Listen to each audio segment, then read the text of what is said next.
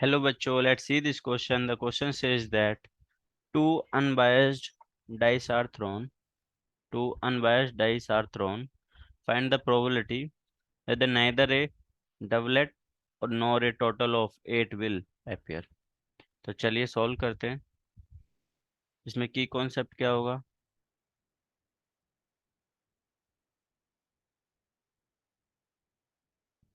देखो बच्चों, कोई भी इवेंट है ई, तो उसकी प्रोबेबिलिटी कैसे लिखते हैं हम? Probability of E equals to number of favourable outcome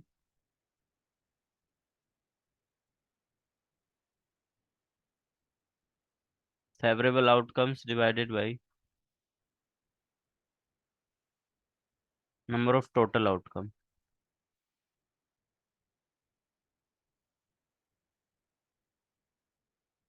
total outcomes.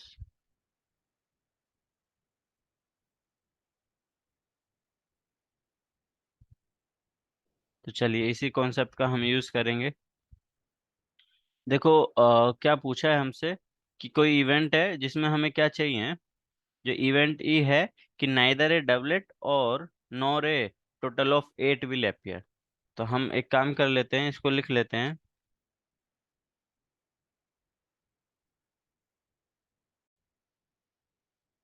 तो देखो बच्चों, हम क्या करेंगे, इवन इवन को हम लिख लेते हैं। इवेंट इवन क्या है हमारे पास में?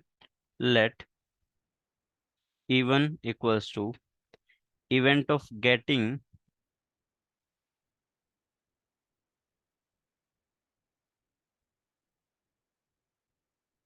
ए getting neither a doublet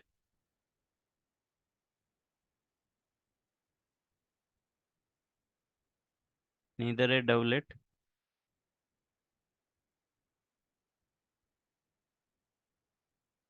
nor a total of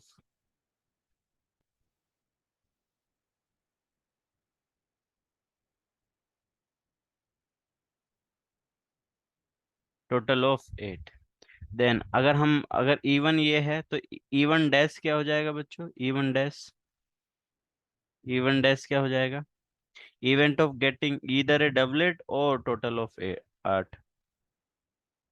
getting event of getting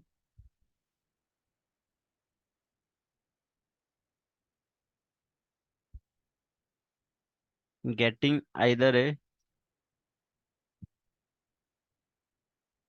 doublet. इसको फिर से लिखते हैं।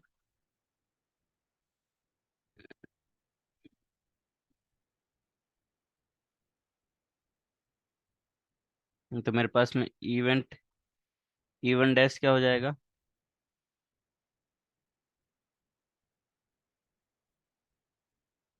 गेटिंग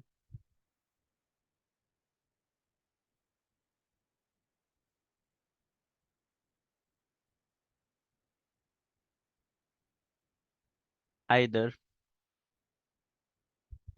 ए डबलेट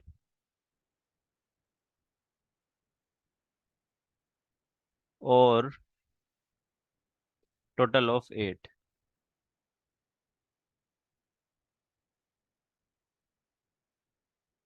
तो इवन डैश इसलिए हम बोल सकते हैं, इवन डैश क्या होगा? Even dash equals to 1,1। Total possible outcome क्या हो जाएंगे? 2,2, 3,3, 4,4, 5,5, 6,6, आइदर ए डबलेट और टोटल ऑफ 8। तो टोटल ऑफ 8 कहाँ का होगा? 2,6, 3,5,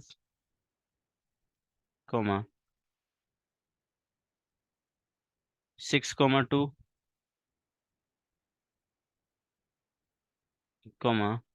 5,3। तो ये हमारे पास में क्या आ गया? इवन डैश के टोटल आउटकम आ गए। इवन इवेंट के, इवन डैश इवेंट के, इवन डैश, हाँ। तो 1, 2, 3, 4, 5, 6, 7, 8, 9 10। तो प्रोबेबिलिटी ऑफ इवन 10 क्या, इवन डैश क्या हो जाएगा, एन इवन डैश कितना है हमारे पास में, नंबर ऑफ इवन डैश ये है 10 है।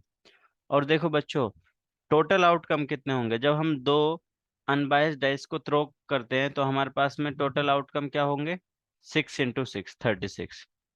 तो एन एस कितना है हमारे पास में, we know that N S कितना है, 6 × 6 36।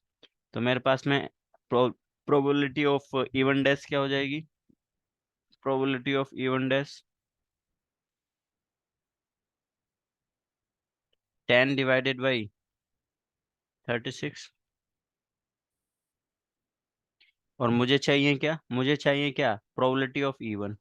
तो प्रोबेबिलिटी ऑफ इवन क्या हो जाएगा, 1 - 10/1 - पी इवन डैश। तो पी इवन डैश कितना हो जाएगा, 36।